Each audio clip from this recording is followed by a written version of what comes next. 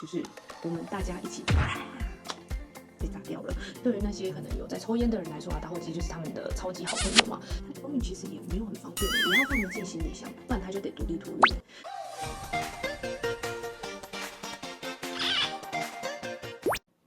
Hello， 大家欢迎回到我的频道。今天呢，想跟大家聊聊关于出国行李的规范，因为你也知道嘛，就是暑假即将到来，就是出国的旺季嘛。我们呢把整个行李分为3大类，第一类呢是必须要随身携带的，第二类呢是必须托运的，那第3类呢分为不可携带的。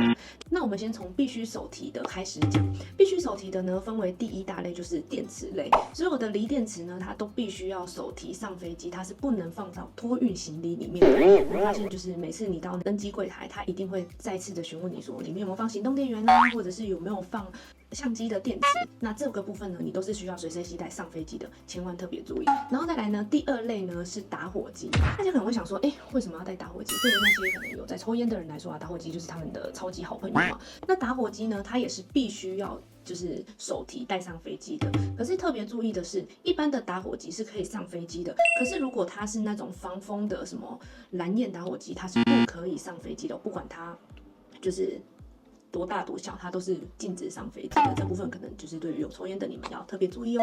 那再来第3类呢，也就是3C 类。3C 类呢可以分为电脑啊，或者是相机啊、摄影机啊，或者是平板。这类呢它可以托运，也可以手提。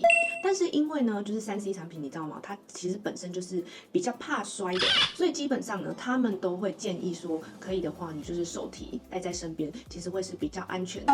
然后这边有个小技巧，就是因为我们的3C 产品啊，手机、平板跟电脑这部分在过安检的时候，它都要特别再拿出来。所以如果说你要带上飞机之前啊，可以把它放在一个方便拿取的一个袋子里，其实对你在安检的时候会比较方便，也不会就是因为你可能要拿很久，然后造成后面的人需要等待你这样子。那再来第4类呢，就是自拍棒。现在非常多人都会带自拍棒出游嘛，因为非常方便，不求人。但是呢，自拍棒呢，它有一个规定，就是它的管径不能超过1公分，就是它的直径不能超过1公分。那再来的话，它的总长度收起来以后呢，必须在60公分以内。然后再来呢，就是雨伞，因为有些人就是出国嘛，就是可能会带个阳伞啊，或是带雨伞，或是怕下雨之类的。那这个部分呢，可能就需要特别注意了。如果它是折叠伞，是可以上飞机，可以随身携带。那如果呢，你带的是长伞，也就是直立式雨伞，它就必须要托运。但我在想，如果带直立式雨伞，它托运其实也没有很方便的，也要放得进行李箱，不然它就得独立托运。那像我来说啦，我自己是不太会带雨伞就是出国的，因为我想说，雨伞这个东西，如果真的遇到下雨，我们就可能直接在当地买一个便宜的雨伞啊，到时候我们就把它捐出去，可能捐到那个饭店就好了。我自己是不会带雨伞啊。另外呢，如果你的手提行李，你想要带一些什么乳液啊，如果说你是坐什么长途飞机，可能在飞机上会比较干，那需要一些护肤产品啊，这也是可以携带的。但是呢，你需要特别注意的是，这个液体类啊，它是必须每一罐都要在100ml 以内，然后总ml数加起来不可以超过1000ml，那它必须同时装在同一个夹链袋里，这部分可能要特别注意。好，那这就是手提行李的部分。接下来呢，我们就要讲讲哪些东西它是必须要就是托运的。那第1类呢，也就是刀具类。刀具类的产品呢，不管是指甲剪啊，或者是水果刀啊、剪刀啊，甚至说 baby 的副食品剪刀，它都是必须托运的。你会想说，如果我上飞机想要剪个指甲，Oh my god， 这部分是不被允许的。然后或者是说，我想要帮我的 baby 剪那个食物的部分，那这部分也是不行的哦。所以只要是刀具类的东西呢，都是必须要放到行李箱里面托运的。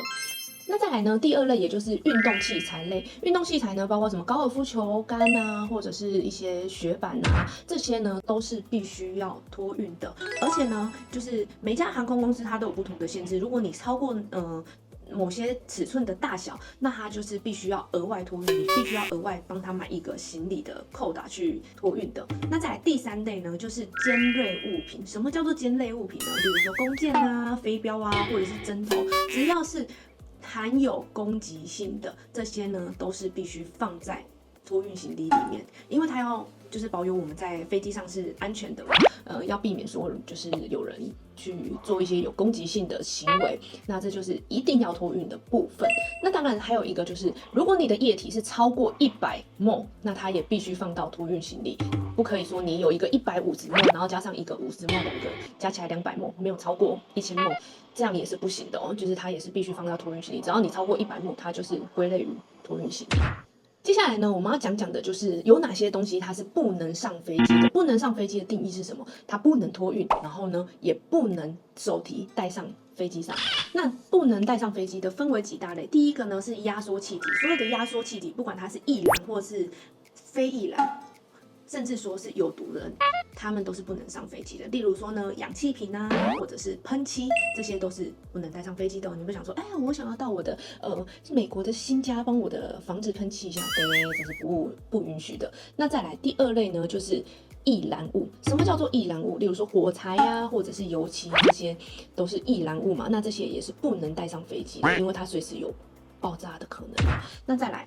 第三个呢，就是腐蚀类的。腐蚀类啊，例如说强酸啊、碱啊、水银啊这类的东西，也是不能带上飞机的哦，千万特别注意哦。如果你是一个 scientist，科学家，那很抱歉，这部分你也是没办法带上飞机的哦，就是当地购买。那接下来呢，就是爆裂物。爆裂物是什么？爆裂物也就是例如说烟火啊，或者是炸弹，这可想而知嘛。如果炸弹在飞机上可能会造成什么危险，就是我们大家一起被炸掉了，对，所以它当然也是不能带上飞机的。那接下来呢，也就是氧化类的物品，氧化类的，例如说漂白水啊、双氧水啊，这些都是不能带上飞机的。接下来呢，就是毒物剂，毒物剂也就是什么杀虫剂。想想看，它可以把虫这样就杀掉了，所以它有没有可能就让你中毒了？其实都是有可能的嘛，所以这些东西是不能带上飞机。其实我在想，一般人也不会带这些东西出国吧，对吧？对，那所以我们现在分为3大类嘛，可带上飞机、必须托运跟不可带上飞机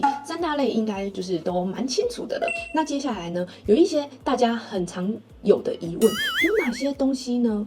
是否可以带上飞机？第一类呢，也就是婴儿食品。如果说我有带小 baby 出门，那他要吃什么呢？如果他不想喝奶怎么办呢？来，副食品呢跟奶粉，只要你有申请，就是你有事先申报，那它是可以允许你带上飞机的，这是第一类。那再来呢，第二类呢，就是酒精到底可不可以上飞机？好。因为疫情开始，大家就非常注意酒精的部分了。酒精呢，它是可以带上飞机的，不管是喷的酒精，或者是酒精棉片。可是呢，它一样有一个规定，就是如果你是带喷瓶状的那种酒精的话，它必须要在100ml以内，就是跟刚刚的液体一样。然后酒精的那个量呢，比较特别，是它不能超过500ml。OK， 好，那再来呢，就是酒精，那就想说，那酒可不可以上飞机？好，饮用酒呢，它是可以上飞机的，因为我们在免税店可能都会买烟买酒嘛。可是呢，它是有一个规范在的。酒类入境台湾呢，每个人以1公升为限，不限瓶数。那如果超过这个容量的话，就必须支付额外的税务哦。那再来的话，最后一个也有人问，那如果我从国外回来，我可不可以带一些食物啊、肉干在飞机上吃？来，告诉你。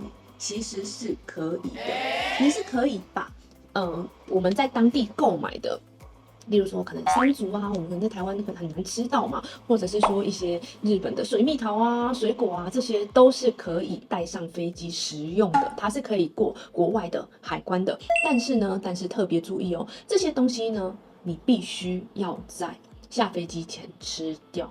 而且，它是不能入境台湾的。所以说，如果你要吃的话，就是你可以当做就是搭飞机是点心吃，但是它不能入境台湾。你在下飞机之前必须把它食用完成。对，你会看到很多人可能会就是带很多各式各样的产品，例如说什么生鱼片啊，然后各种水果上飞机吃。那其实我自己啦，我是觉得说，就是我们可以吃的话，我们就先在机场啊，或者是在当地就吃完，因为其实你带上飞机，你就会造成空姐的困扰，就是你会增加她的工作量嘛。我个人是不太推荐这样子的行为啦。我觉得我们可以在当地把这些都享受完，那就是一个非常棒的旅程的 happy ending 嘛。不一定说一定要就是带上飞机吃啊，然后拍照打卡，就说啊，这是我就是非常丰盛的飞机餐。我倒是觉得不需要啦。这就是我们这次跟大家讨论，就是出国的行李规范哦。希望这部影片在你整理行李的时候，可以带给你一点小小的帮助哦。那我们下部影片见喽，拜拜。